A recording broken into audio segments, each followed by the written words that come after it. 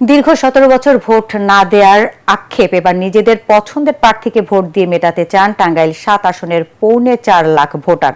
আনুষ্ঠানিক নির্বাচনী প্রচার প্রচারণা শুরু না হলেও প্রার্থীরা নানা প্রতিশ্রুতি এবং পরিকল্পনা নিয়ে যাচ্ছেন ভোটারদের দ্বারে দ্বারে। মির্জাপুর উপজেলায় এখন বইছে নির্বাচনী আমেজ। এই আসনে বিএনপি দুবারের সাবেক এমপি আবুল কালাম আজাদের প্রতিপক্ষ জামায়াত ইসলামের মনোনীত প্রার্থী আব্দুল্লাহ তালুকদার। খায়রুল ইসলামের রিপোর্ট।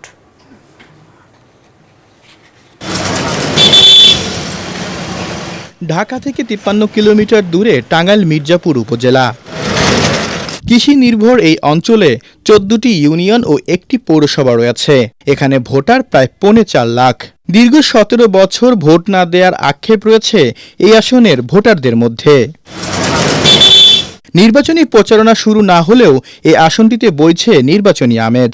ভোটাররা বলছেন প্রতিশ্রুতি নয়, বাস্তবায়ন দেখতে চান তারা। এলাকার উন্নয়নে সুখে দুঃখে যাকে কাছে পাবেন তার পক্ষেই রায় দেবেন তারা। ভোট দিতে অবশ্যই যাবো, যোগ্য তারই ভোট দেবো। যে কিনা কোনো রকম দুর্নীতি বা চাঁদাবাজের মধ্যে নাই, ওই ধরনের প্রার্থী আমরা চাই।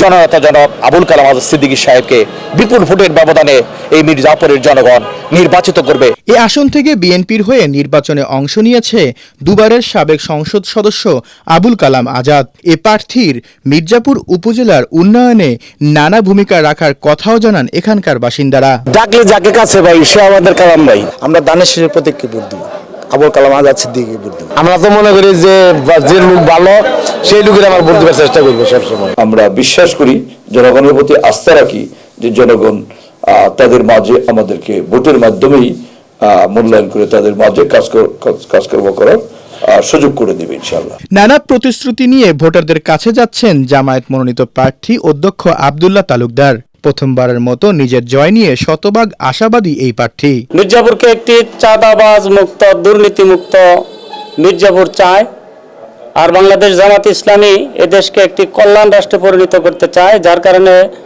জনগণ আমাকে ব্যাপক সাড়া দিচ্ছে। শেষ পর্যন্ত ভোটাররা কাকে তাদের প্রতিনিধি হিসেবে বেছে নেবেন তার জন্য অপেক্ষা করতে হবে 12 ফেব্রুয়ারি পর্যন্ত। খায়রুল ইসলাম, এটিএন বাংলা, মির্জাপুর, টাঙ্গাইল।